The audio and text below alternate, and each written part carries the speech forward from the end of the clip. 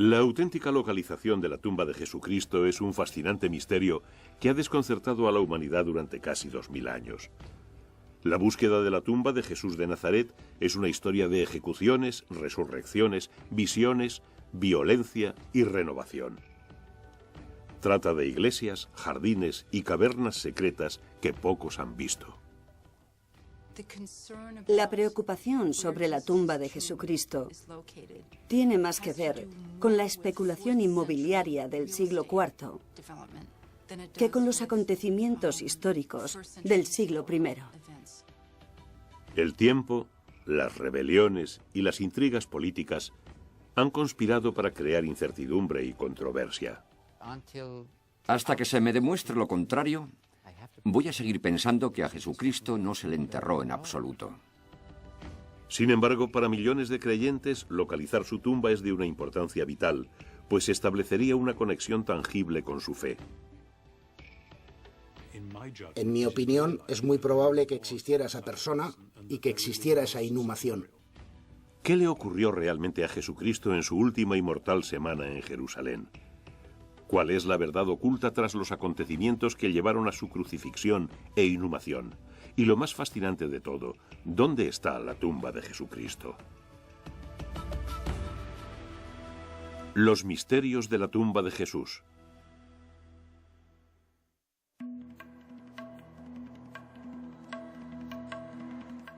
La oscuridad se apodera de la tierra. Los soldados romanos clavan brutalmente a Jesucristo en la cruz. Al cabo de 6 horas, expira.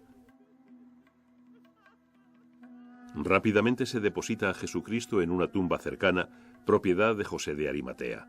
Sus seguidoras volverán tras el Sabbat para ungirle el cuerpo como Dios manda. Se coloca una gran peña en la entrada, dejando el cuerpo encerrado en el interior. Amanecer del domingo. Las mujeres se acercan a la tumba, pero se quedan pasmadas al descubrir la peña a un lado y la tumba vacía. Existen muchos mitos y leyendas sobre el lugar de inhumación de Jesucristo y los acontecimientos que le llevaron allí. La búsqueda de la verdad comienza en Jerusalén, en el siglo I.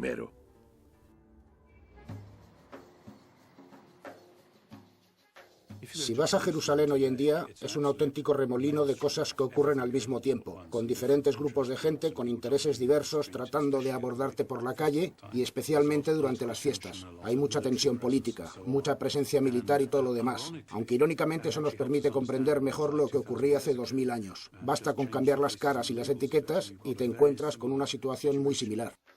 El centro espiritual de los hebreos durante siglos, la ciudad de Jerusalén, fue conquistada por el general romano Pompeyo en el 63 a.C. En el siglo I de la era cristiana es una metrópoli, una de las ciudades más grandes de esta parte del mundo. Sigue bajo dominio romano, pero el pueblo suspira por su libertad. Tras la llegada de los romanos, se produjeron 4 grandes rebeliones en los siguientes 200 años. De modo que algo iba mal, muy mal entre la patria judía en tanto que colonia y el imperio romano en tanto que imperio. En parte porque en la Torá, en la ley judía, la tierra pertenece a Dios y debe ser distribuida justa y equitativamente entre todos los judíos. Naturalmente, desde el punto de vista de los romanos, la tierra pertenece a ellos, puesto que se la han arrebatado. Así es la guerra. ¿Y qué problema hay? En este sentido, hay un conflicto entre el concepto judío de la justicia y el concepto romano del poder. Esta situación compleja y precaria resulta evidente entre la jerarquía política. En el año 30 de la era cristiana, la ciudad es gobernada rutinariamente por el gran sacerdote judío Caifás, que debe rendir cuentas ante el gobernador romano Poncio Pilato. Los romanos y los altos sacerdotes, concretamente el gran sacerdote y la aristocracia judía, colaboraban estrechamente. Si ocurre algo en Jerusalén que altere el orden público, se considera responsables a los sacerdotes, por lo que estos se implican a fondo en mantener las cosas lo más tranquilas posible. Y tanto ellos como el gobernador son responsables ante el emperador, lo que implica que el gobernador también desea que el gran sacerdote haga su trabajo adecuadamente y con eficacia. Nadie quiere un baño de sangre, si se puede evitar. Hay una relación compleja entre estos diferentes frenos y contrapesos del poder. Pero los romanos tienen el as en la manga todo el rato. En cuanto hay un problema, aprietan el botón y lanzan a sus matones a hacer justicia. Y la justicia significa cruces y un montón de sangre. Justamente en este ambiente tan cargado, Jesucristo y un creciente número de seguidores vienen a pasar la fiesta de Pascua. La Pascua celebra el éxodo de la esclavitud en Egipto y miles de judíos suben a Jerusalén a celebrarla. Pero la excitación de los ánimos durante la fiesta suele convertirse en hostilidad hacia Roma y Caifás es el encargado de mantener la paz. Hay una gran cantidad de gente celebrando la liberación gracias al poder divino de la dominación egipcia y al mismo tiempo ven a los soldados romanos de guardia en la fortaleza Antonia y mirándoles de arriba abajo en el templo. Así que yo me imagino que la situación sería algo así. Estamos en Pascua. Nada va a salir mal en esta Pascua. Si alguno levanta la cabeza y crea problemas, lo crucificamos y ya está.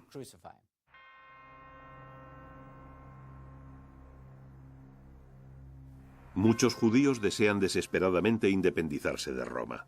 Desde hace generaciones ruegan porque les llegue un Mesías, un ungido, para liberarles de sus opresores. Supuestos Mesías ganan adeptos, pero ninguno les libera de los romanos. Una antigua profecía afirma que el verdadero Mesías entrará humildemente en la ciudad a lomos de un burro. Y los evangelios del Nuevo Testamento, los de Mateo, Marcos, Lucas y Juan, coinciden en que esto es exactamente lo que hace Jesucristo. Llegaban muchos peregrinos para rezar y conmemorar, hacer sacrificios y pagar en el templo por los sacrificios. Ese momento y ese punto de entrada eran muy significativos. La puerta dorada, la entrada oriental, era la entrada del supuesto futuro Mesías. La entrada triunfal narrada en Juan y Marcos describe a Jesucristo acompañado por la ciudad, por peregrinos en éxtasis comentando la llegada del Mesías y del reino de Dios. Es un gran momento cumbre de los evangelios. Que aparezca cualquiera pretendiendo ser un Mesías, eso ya es un acontecimiento político y religioso para los judíos. Pero puesto que el César es divino, también es una amenaza religiosa para el César. Cuando Jesucristo habla sobre el reino de Dios, está comentando en cierto sentido el aspecto que tendría el mundo si Dios se sentara en el trono del César. Y ese tipo de comentarios al César le ponen de los nervios. Sé que Jesucristo sabía que lo que estaba haciendo era peligroso. Si conocía su tradición, y estoy completamente convencido de que la conocía, sabía que la descripción que hace Job de los profetas no es muy agradable. La reputación de los profetas era la de tener vidas cortas y muertes asquerosas. Eso como mínimo. Con esta entrada tan en olor de multitudes y con su primer gesto simbólico en Jerusalén, Jesucristo declara que la antigua profecía mesiánica se está cumpliendo. Las autoridades religiosas y políticas se enrabietan. Jesucristo no debe vivir para ver otra Pascua.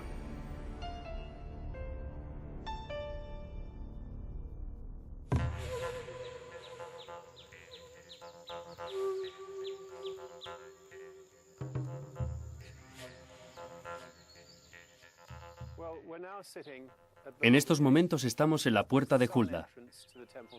Es la entrada meridional de la colina del templo. En el siglo I los peregrinos y la gente que quería rezar en el templo tenían que entrar por aquí al recinto. Por tanto, este es el único sitio por el que podemos afirmar que pasó el Jesucristo histórico. Tras entrar en la ciudad, Jesucristo se dirige inmediatamente a la colina del templo. Se trata de un magnífico y enorme complejo.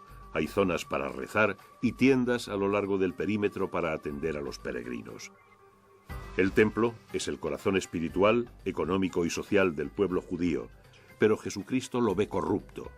Lo convierte en el blanco de su segundo gesto simbólico. Quiero decir que el templo era la base del poder económico, político y religioso de los altos sacerdotes y en concreto del gran sacerdote. Cada judío tenía que entregar un impuesto anual de medio shekel, en una forma determinada, es decir, en una moneda específica, por lo que el pueblo tenía que cambiar sus diversas monedas en esa tan concreta y entregarla al templo, de modo que todo el mundo entregase exactamente lo mismo. Ese servicio lo efectuaban los cambistas, los cuales se aprovechaban de la ingenuidad de la gente para estafar. Lo que hace en el templo, tirando las mesas de los cambistas, parece en realidad una representación teatral de una parábola que afirma que todo el sistema está corrompido y que se acerca el juicio de Dios. Y Dios va a hacer algo muy novedoso, lo que induce a pensar en que lo va a hacer a través del propio Jesucristo, aunque eso no resulta inmediatamente evidente. Los gestos simbólicos de Jesucristo encarnan el mensaje radical que ha estado predicando. Muchos especialistas piensan que tiene un programa muy bien pensado. La dinámica social, política y religiosa de Jerusalén durante la Pascua convierten esta fiesta en un barril de pólvora, y Jesucristo es la cerilla que va a hacerlo estallar. Jerusalén es un polvorín. Miles de judíos, incluyendo a Jesucristo, se amontonan en la ciudad por Pascua. Los soldados romanos están en alerta. El llamativo gesto de Jesucristo en el templo amenaza la paz. Según los evangelios, es arrestado y llevado ante el gran sacerdote Caifás. El retrato que tenemos de Caifás es el de un astuto y veterano político. Es un hombre duro que está de vuelta de todo. Ha visto ir y venir revoluciones, ha visto ir y venir Mesías. En lo que a él respecta, Jesucristo no es más que otro supuesto Mesías, otro supuesto profeta que provoca desórdenes que van a acabar, si no tenemos cuidado, por hacer que Roma nos asiente su pesada mano. Por tanto, lo mejor es deshacerse de él de cualquier forma. En última instancia, es posible imaginar a Caifás comprendiendo lo que hace Jesucristo. Pero es muy peligroso. Si esta persona consigue suficientes seguidores, aunque él sea no violento, ¿la multitud que le sigue seguirá siendo no violenta? ¿Y si los romanos intentan dispersarlos, seguirán siendo no violentos? Eso es un peligro y la manera más fácil y segura de resolverlo es liquidando a Jesucristo. Caifás envía a Jesucristo ante Poncio Pilato, el gobernador romano, con la recomendación de que se le ejecute. Lo interesante de Jerusalén en los días de fiesta es que actuaba como una lente de aumento para las actividades de cualquier líder popular. No es tanto el mensaje de Jesucristo, sino la cantidad de sus seguidores en la ciudad lo que le lleva al patíbulo. Si no hubiera sido alguien con una cantidad significativa de seguidores en ese momento, Pilatos no hubiera utilizado el dinero de los contribuyentes para efectuar una crucifixión innecesaria. El retrato de Pilato es en muchos sentidos más aburrido de lo que te esperas. Tiene que mantener la ley y el orden en la provincia, cosa bastante difícil. Y también tenía que cortarle las alas a cualquier incipiente rebelión.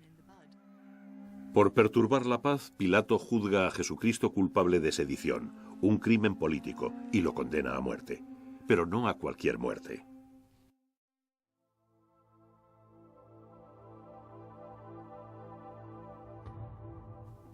Para Roma era más interesante matar a cualquiera que afirmara ser un Mesías o que tuviera un grupo de seguidores afirmando que él era el Mesías mediante la crucifixión que en alguna oscura esquina, sin más historias. Desde hacía bastantes años antes de la época de Jesucristo, la crucifixión era uno de los símbolos clave del mundo romano, porque los romanos se dedicaban mucho a crucificar a la gente. No eran los únicos que crucificaban, pero sí que los romanos lo hacían a menudo. La crucifixión era todo un punto.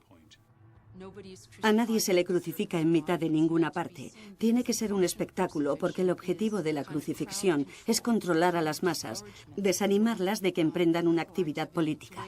Es una manera de decir, no hagas lo que hizo este o acabarás como él. Era una especie de aniquilación casi metafísica. No queda nada que pueda ser enterrado. Y no tendrás una tumba en donde tu familia pueda venir a recordarte. Tampoco serás enterrado junto a tus antepasados y descendientes. Te destruiremos, te aniquilaremos, ni siquiera te enterraremos. Jesucristo y dos más son sacados fuera del recinto de la ciudad, clavados en la cruz y abandonados para morir. El lugar es el Gólgota, o lugar de la calavera. Se sabe que algunos crucificados duraron vivos varios días en la cruz, pero Jesucristo muere al cabo de 6 horas. Se echa la tarde encima del lugar de la calavera y con ella llegará el Sabbat. De acuerdo con la ley judía, no se puede efectuar tarea alguna durante el Sabbat, de modo que hay que enterrar a Jesucristo antes del crepúsculo. La tradición judía desde el principio, y casi sin excepciones, da una gran importancia a la inhumación. Eso es algo que hay que tener en cuenta. Otra cosa que hay que tener en mente es la rapidez de la inhumación, que también parece ser extremadamente importante. Una de las pocas referencias que existen en la Biblia hebrea a propósito de la inhumación Es una narración que subraya la importancia de que sea rápida. Eso se encuentra en la literatura rabínica, y el hecho de que el Nuevo Testamento lo subraye lo hace plausible. La inhumación en el mismo día era reglamentariamente correcta. Incluso en el caso de un criminal, está prohibido dejar su cuerpo en la cuerda o en la cruz, o en el lugar de la ejecución. Hay que enterrarlo el mismo día. ¿Que si sé como historiador si Jesucristo fue adecuadamente enterrado o no? No, tengo la misma información que cualquiera. Los cuentos de los evangelistas, que presentan los mismos problemas históricos que acabo de mencionar. Lo mejor que se puede hacer es intentar imaginar lo más probable. Los detalles básicos de la inhumación de Jesucristo. El hecho de que el cuerpo se envolviera en lino, de que se le enterrara deprisa, de que se le añadieran especias. Todo eso ya está en la tradición judía. Es decir, que no existe una narración original y única del entierro de Jesucristo. Se diferencian en pequeños detalles. Pero los detalles básicos, tal y como aparecen en los 4 relatos, encajan plausiblemente con un contexto judío. En los últimos 60 años hemos aprendido mucho sobre las tumbas excavadas en la roca en la zona de Jerusalén. Lo primero, que las excavaban en la roca. Lo segundo, que se cerraban con una roca. Lo tercero, que normalmente la entrada era muy baja y había que inclinarse para entrar. Dentro había bancos de piedra en uno o más lados, en donde se dejaban los cuerpos, de modo que no se trata de que el cuerpo se metiera en un ataúd. De hecho, el cuerpo se dejaba en una repisa de piedra. La segunda fase de un entierro judío normal se daría como un año después o más. Entonces, se abriría la tumba y el cuerpo podrido, del cuerpo podrido solo quedarían los huesos, que serían reunidos y guardados en un depósito, dentro de la tumba misma, en la propia cueva de la inhumación, o según la costumbre del siglo I de la era cristiana, en un contenedor de piedra prefabricada. Un osario se parece mucho a una tumba, pero es mucho más pequeño. Solo necesita tener unos 50 centímetros de ancho y unos 30 de profundidad. Ahí es donde se colocarían los huesos de un individuo. Seguro que hay explicaciones teológicas para ello, pero también sirve para ahorrar espacio.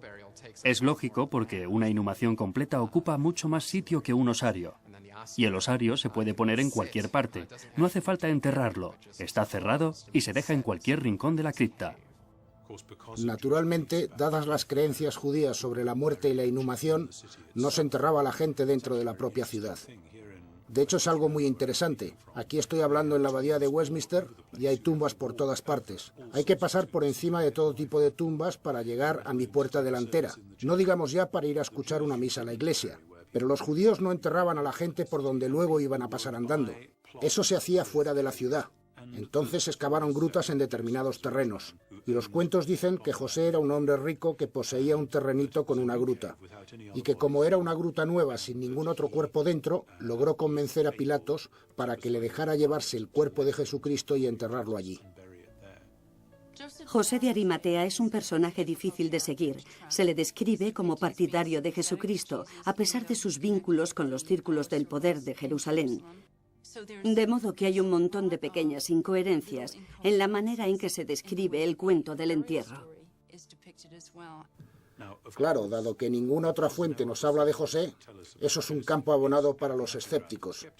Se puede decir que alguien se lo inventó y que nunca hubo un entierro y esto y aquello y lo demás allá.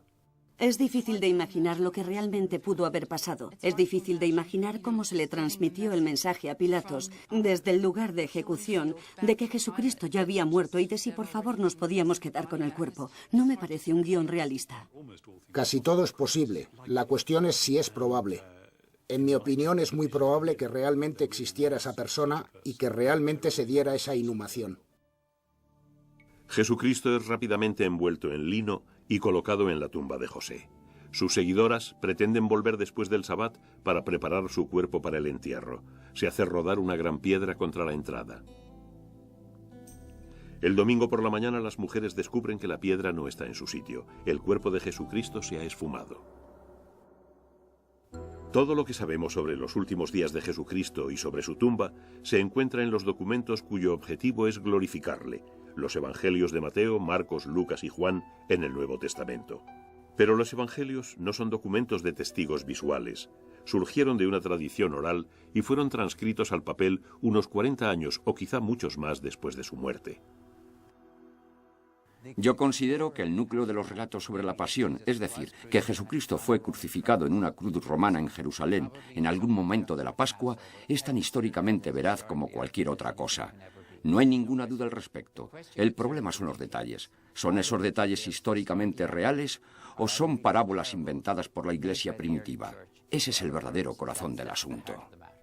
Suponte que eres el bibliotecario de Alejandría de Egipto, que era una de las mayores bibliotecas del mundo antiguo. Y suponte que alrededor del año 100 después de Cristo, alguien te trae 2 o 3 rolletes de esos y te dice que, en su opinión, deberías incluirlos en tu colección. Parecen cuentos sobre un judío que hizo cosas raras y luego se murió, y del que sus seguidores creen que sigue vivo. La cuestión es, ¿en qué balda los vas a poner? ¿A qué categoría pertenecen? ¿Los vas a poner con los libros religiosos? ¿Con los de misterio? ¿Con los fantásticos? ¿Los pondrás con las obras de historia? ¿Dónde los pones? Lo que nosotros consideramos historias no existen mucho antes del Renacimiento. Los autores antiguos no tratan de identificar datos apoyándose en fuentes, comprobando en archivos, creando un contexto crítico para Jesucristo y luego comparándolo con la posible veracidad de la tradición que han heredado. Lo que están haciendo es proclamar un mensaje de salvación. Quieren que la historia sea convincente y atractiva.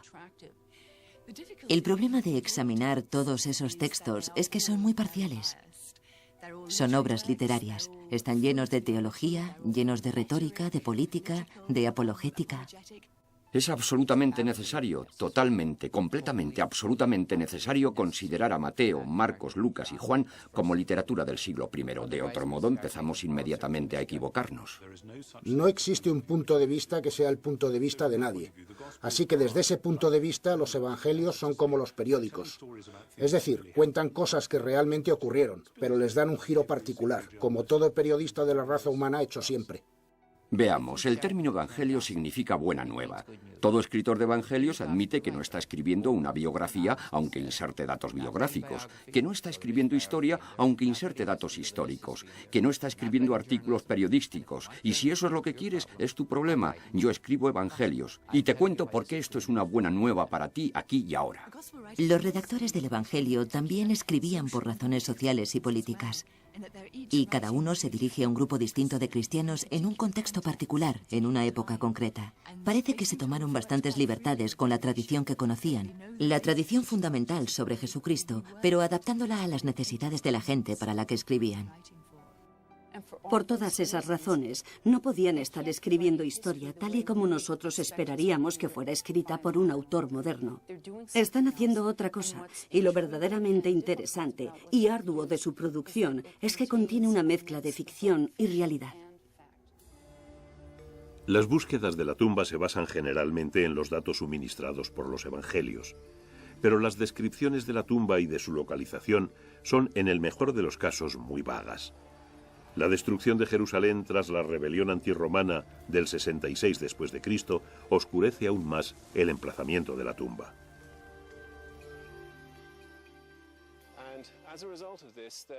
En consecuencia, hay muchas teorías en cuanto al lugar de la inhumación. Detrás de nosotros pueden verse al menos 2 especialmente famosos. Tenemos en primer lugar la cúpula de plomo gris de la iglesia del Santo Sepulcro, y al norte está la tumba del jardín.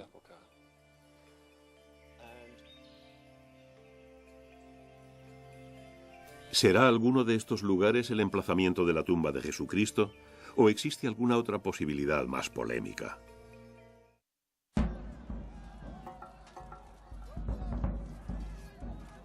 En el año 312, Constantino y Magencio, rivalizando por el poder del Imperio Romano, se enfrentaron en una batalla. La leyenda afirma que Constantino alzó sus ojos al cielo y vio una cruz en llamas con una inscripción que decía: «Con este signo vencerás». Constantino derrota a su enemigo y se hace con el poder absoluto. Se convierte al cristianismo, la fe a la que atribuye su victoria. Desde los tiempos de Nerón, los cristianos habían sufrido una serie de persecuciones por ser antirreligiosos y antipatriotas. Se les castiga de diversas maneras, pero fundamentalmente se les mata por diversión en los anfiteatros. La conversión de Constantino acaba con las persecuciones, convierte el cristianismo en religión estatal y promete encontrar el lugar en donde todo empezó, el sitio de la inhumación y de la resurrección. La preocupación por localizar la tumba de Jesucristo tiene más que ver con la especulación inmobiliaria en el siglo IV después de Cristo que con los acontecimientos históricos del siglo I. Constantino se convierte en 312 y su madre se marcha a Tierra Santa a hacer una gira por los lugares sagrados de los cristianos. Jerusalén se había convertido en un gran centro de peregrinación. Y la decisión de crear uno de estos centros era responsabilidad de las autoridades. Por lo tanto, les venía de perlas un lugar de inhumación preciso, en donde los peregrinos pudieran rezar.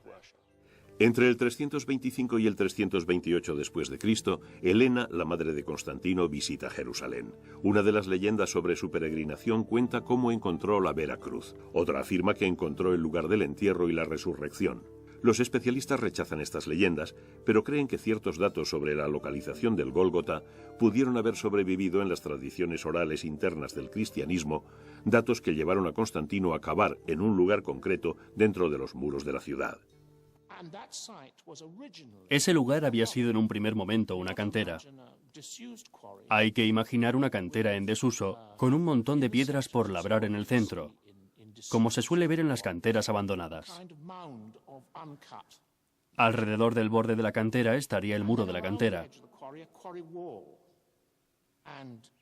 En el centro un jardincillo. Y en el muro, algunos devotos judíos habrían excavado tumbas para ellos mismos. Y luego, ante su gran sorpresa, eso es lo que cuenta en griego Eusebio, el gran comentarista, en su narración sobre el descubrimiento de la tumba. Más allá de toda esperanza, más allá de toda previsión, fue revelado el lugar de nuestra salvación. No hay ninguna duda sobre lo que esto significa. Significa el lugar en el que se dio la resurrección, y Eusebio no se extiende al respecto. Solo utiliza una palabra griega para describir la tumba, a la que ni siquiera denomina tumba. La llama antron, o sea, cueva. De lo que sí podemos estar seguros es de que la tumba que la gente de Constantino descubrió se encuentra hoy en día en el interior de la iglesia del Santo Sepulcro. Así que la pregunta es, ¿cómo supieron que esa era la buena? O sea, es la pregunta de los $64.000. Los especialistas creen hoy en día que los enviados de Constantino descubrieron una serie de tumbas judías del siglo I excavadas en la roca. Pongámoslo más difícil. ¿En qué se basaron para elegir? Nadie en absoluto lo sabe. Creo que no debemos perder de vista que el emperador dijo que tenía que hacerse así, o que el obispo de Jerusalén quiso realzar el prestigio de su ciudad y tenía muchas ganas de encontrar la tumba. Pero creo que también hay que plantearse la pregunta, ¿cómo puede una mente muy inteligente, de matrícula de honor como Eusebio, llegar a autoconvencerse? ¿Fue solo porque el emperador dijo que haya una tumba? A mí me parece que desde el siglo I el lugar de la crucifixión pudo quedar olvidado durante siglos, pero cuando el emperador o la madre del emperador llega y dice que quieren construir una magnífica basílica sobre el emplazamiento de la tumba, no vas y le replicas, perdone Alteza, pero es que no sabemos dónde fue. Por supuesto, vas a decir algo. Creo que lo más probable es que hubiera grafitis o inscripciones grabadas en la roca por fuera, o quizá incluso por dentro de la tumba. El tipo de inscripciones que se suelen encontrar normalmente en las primitivas tumbas cristianas. En este caso habría algo parecido a la gran frase griega, Cristo se ha alzado, o Jesucristo está aquí. Por razones desconocidas, los agentes de Constantino señalan una tumba como objeto de veneración.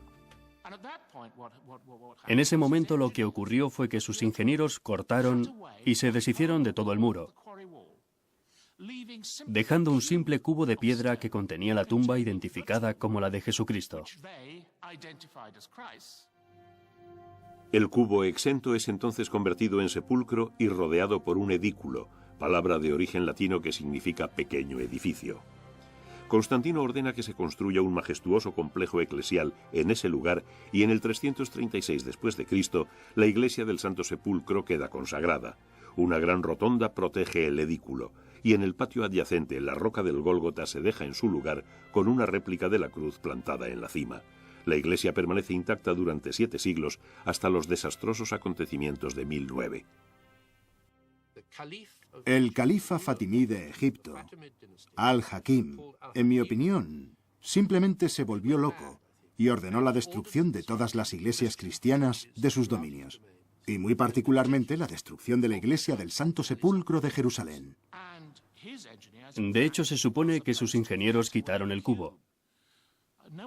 Nadie sabe a ciencia cierta cuánto cortaron, pero es muy posible que después de eso solo quedara el suelo y algunos trocitos de las paredes originales. Jerusalén fue conquistada muchas veces a lo largo de su larga y sangrienta historia. Los musulmanes tomaron la ciudad en 638 después de Cristo, pero los cristianos aún pudieron seguir con sus peregrinaciones. Más tarde, bajo el gobierno de los turcos selyúcidas, esas visitas fueron prohibidas. En consecuencia, en 1095, el Papa Urbano II inicia la Primera Cruzada, cuyo objetivo es reconquistar los lugares sagrados cristianos, y el principal de ellos es la tumba de Jesucristo. Cuando los cruzados llegaron a Jerusalén en julio de 1099, no existía una iglesia, tal y como ahora lo entendemos, en el emplazamiento del Santo Sepulcro. Había un patio rodeado de sepulcros.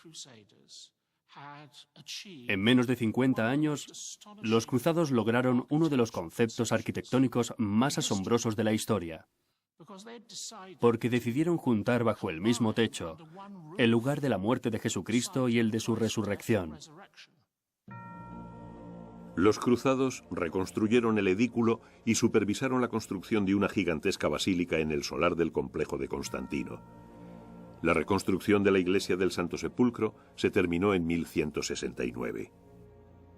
En la entrada se encuentra la piedra del ungido, en donde se cree que Jesucristo fue depositado tras ser descendido de la cruz. A la derecha, 18 escalones conducen a la capilla del Gólgota y al altar de la cruz.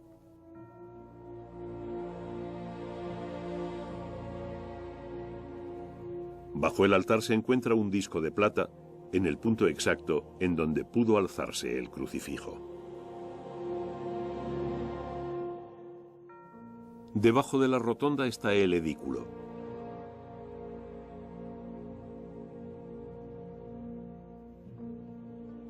Al entrar, nos encontramos con la capilla del Ángel y con el altar de la piedra rodante. Más adelante está la cámara de la tumba, que contiene la piedra funeraria en donde se cree que descansó el cuerpo de Jesucristo.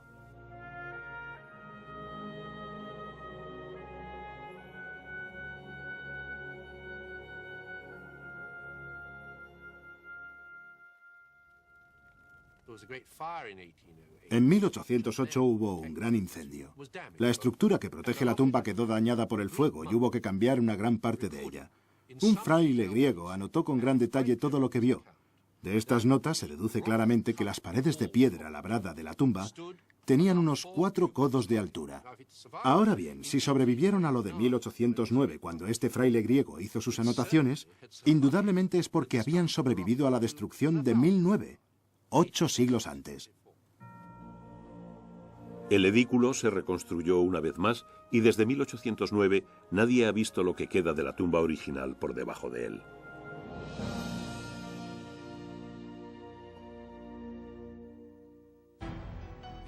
Durante casi 1000 años la iglesia del Santo Sepulcro se mantuvo erguida y orgullosa. Pero en la profundidad de la tierra, bajo sus sagrados sepulcros, algo ha caído en el olvido, algo que poca gente y aún menos cámaras han visto nunca. La iglesia del Santo Sepulcro se construyó sobre lo que Constantino el Grande creía que era el lugar de la crucifixión y de la resurrección. En el nivel inferior se encuentra la capilla de Santa Elena. Lo más notable de esta antigua capilla es lo que se halla detrás de esta puerta moderna. Síganme.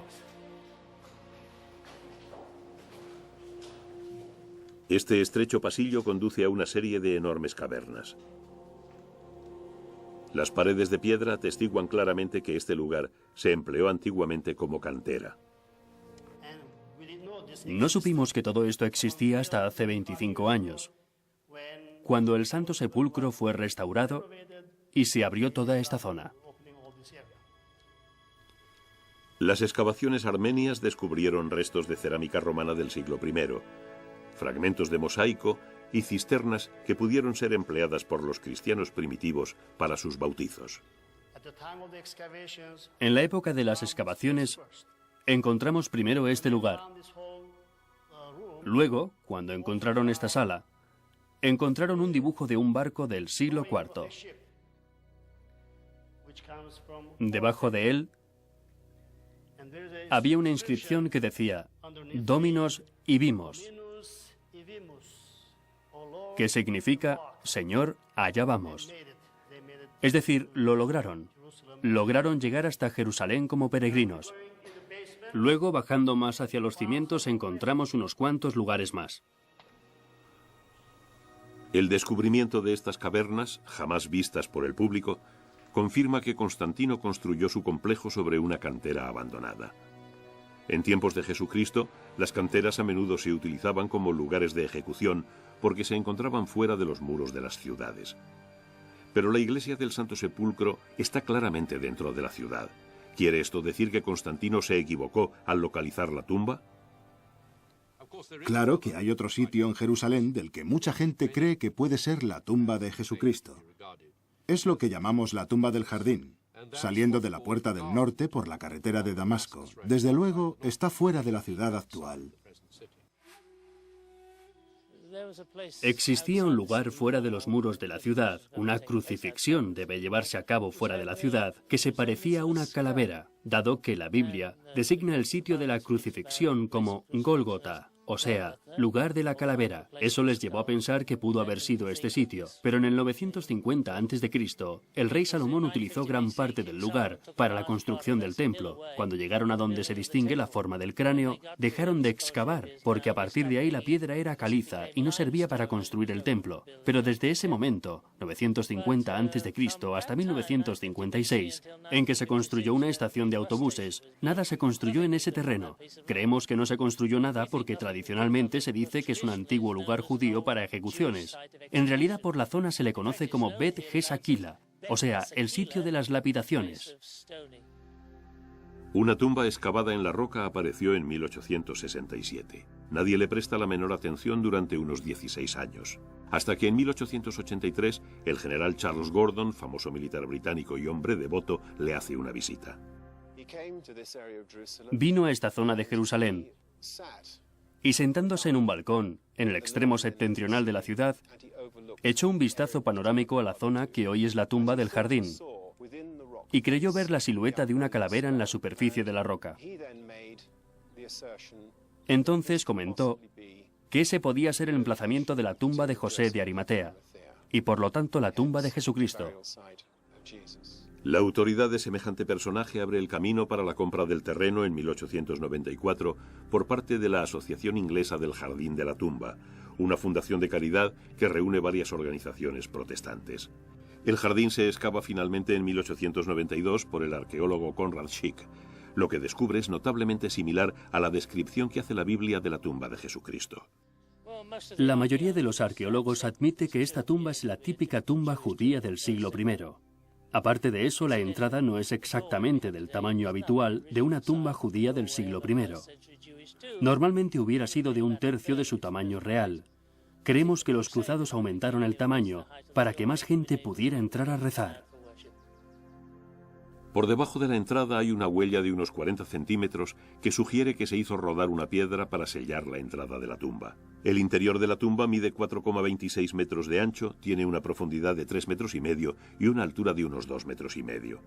A la entrada se encuentra la sala de los lloros, donde la gente venía a lamentarse. Más hacia adentro está el estante excavado en la piedra, en el que se dice que se depositó el cuerpo de Jesucristo. Es llamativo que en la pared del fondo de la tumba se distingue una cruz pintada con pintura roja, pero es una cruz bizantina, Es una prueba de que los cristianos de los primeros siglos se interesaban especialmente por esta tumba. En los años siguientes, el terreno circundante se convierte en un jardín. La Biblia dice que alrededor de la cruz había un jardín y en el jardín una tumba. Ahora bien, hay dos elementos en este jardín que sugieren poderosamente que se trataba de un jardín del siglo I. El primero es un sistema de riego muy antiguo. Es el tercer mayor sistema de riego de toda Jerusalén. Es demasiado grande para que solo se usara por razones domésticas, pero hubiera sido adecuado para un jardín. Luego, en 1926, los arqueólogos descubrieron un antiguo lagar precristiano, pero un antiguo lagar asociado con tanta agua sugiere un jardín del siglo I. Es posible que hubiera una viña. Pudo haber sido la viña de José, pero no hay manera de estar seguros. Los cristianos empezaron a peregrinar al jardín de la tumba. En la época actual recibe 250.000 visitantes anuales. En su mayor parte, son peregrinos cristianos que quieren recordar los fundamentos de su fe cristiana. Creo que ha llegado a haber gente de hasta 40 o 50 naciones o grupos lingüísticos reunida en este lugar. El jardín de la tumba es el auténtico lugar al que hay que llevar a la gente para enseñarles el aspecto de una tumba del siglo I, según se describe en el Evangelio de San Marcos. Aquí se puede ver cómo eran. Yo visité el jardín de la tumba en 2 o 3 ocasiones. De hecho, tengo algunos amigos ingleses que suelen ir allí a trabajar como voluntarios. Es muy bonito, es muy interesante, está muy bien arreglado. Es la típica tumba que nos encantaría que hubiera tenido Jesucristo. Está en un jardín, es tranquila, silenciosa. Puedes ir y casi sentir que está ocurriendo algo en tu presencia. A mí me parece que lo del jardín de la tumba es el último grito. No creo que ese lugar tenga una gran antigüedad, ni se sostenga sobre una gran tradición. Creo que la tradición es muy importante a la hora de identificar sitios, pero es posible que ambos estén equivocados. Los ambiguos datos de los evangelios constituyen toda la documentación escrita que se tiene sobre la tumba de Jesucristo.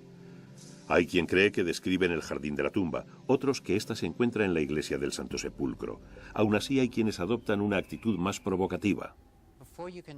Antes de debatir sobre la tumba de Jesucristo, hay que debatir sobre la inhumación de Jesucristo. Y la cuestión es cómo se enterró a Jesucristo y si efectivamente se le enterró.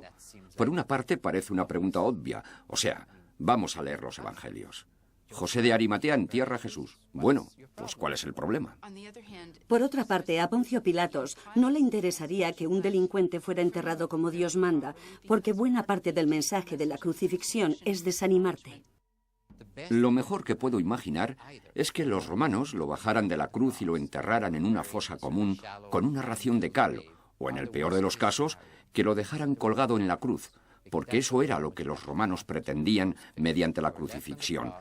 Te dejaban en la cruz para que se cebaran contigo las aves carroñeras y los perros.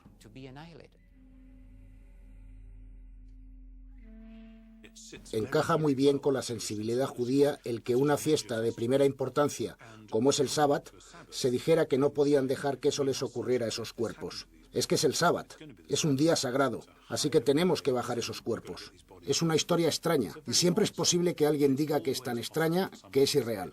Tan posible como que alguien diga que es tan extraña que por eso es real. Hasta que se me demuestre lo contrario, debo pensar que Jesucristo no fue enterrado de ninguna manera que nosotros podamos reconocer como tal.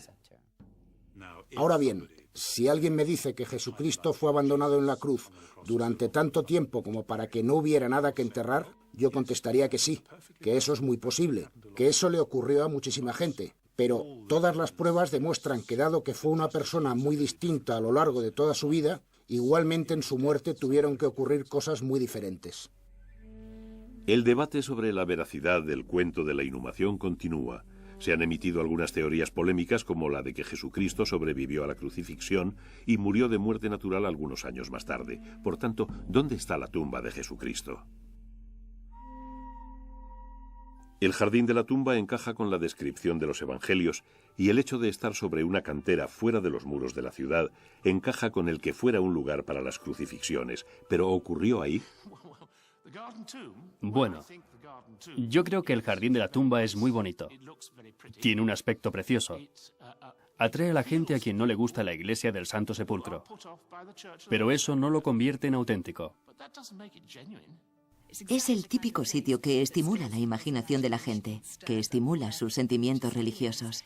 Por eso comprendo por qué a la gente le gusta que esa tumba en concreto sea la tumba de Jesucristo, pero yo no creo que lo sea. Yo, personalmente, no creo que haya ninguna prueba arqueológica o histórica que demuestre que esa es la auténtica tumba. Ahora se discute sobre la edad de esa tumba. Mucha gente afirma que es una tumba de la segunda época del templo y que por lo tanto pudo ser la tumba de José de Arimatea. Pero los arqueólogos israelíes la fechan mucho antes. Desde luego que hay un emplazamiento funerario, pero todas las características relativas al labrado de la piedra señalan hacia una época tardía de la Edad de Hierro.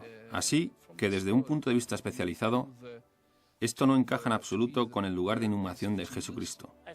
Creo que me gustaría subrayar que estamos aquí para que la gente reflexione sobre la muerte, la inhumación y la resurrección de Jesucristo. Por eso creemos que está ahí. Constantino declaró que la iglesia del Santo Sepulcro era el auténtico emplazamiento de la tumba de Jesucristo, pero esa conclusión se basaba en una leyenda local. En la iglesia del Santo Sepulcro notas una sensación de poder, de misterio y de espanto, que en mi opinión es más auténtica que todo lo que han dicho los evangelios. Si existe la menor posibilidad de vincular un lugar actual con la tumba de Jesucristo, yo preferiría que fuera el Santo Sepulcro. Toda ciudad, pero sobre todo Jerusalén, es una entidad dinámica. No paraba de crecer y al extenderse, en algún momento dado, tuvo que llegar hasta el cementerio, por lo que éste tuvo que ser trasladado para que la gente pudiera seguir extendiendo la ciudad. Esto al menos nos da una indicación de que hubo tumbas relativamente cerca de la ciudad. En cuanto se agregaron más casas, hubo que separar a los muertos de los vivos. La iglesia del Santo Sepulcro se encuentra actualmente dentro de los límites de la colonia romana. El gobernante judío Herodes Agripa extendió la ciudad hacia el noroeste por encima del emplazamiento de la tumba. La tumba quedó entonces dentro de la ciudad.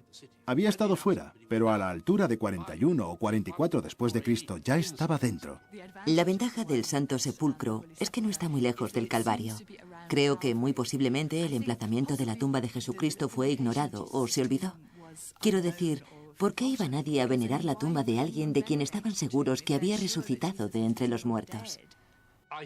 Creo que hay bastantes pruebas a favor de la iglesia del Santo Sepulcro. No creo que haya que ir a buscar otros sitios. Ese es el que está relacionado con la tradición más poderosa.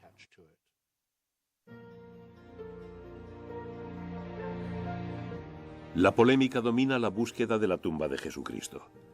Es posible que los teólogos afirmen que el lugar en sí mismo no es importante, que es la fe lo que cuenta. Pero para muchos, el emplazamiento tiene una importancia inmensa. Es el lugar en donde la historia dio un giro decisivo, en donde se reveló de repente el sentido de la vida, del mundo y de Dios. Tocar el suelo, besar la piedra,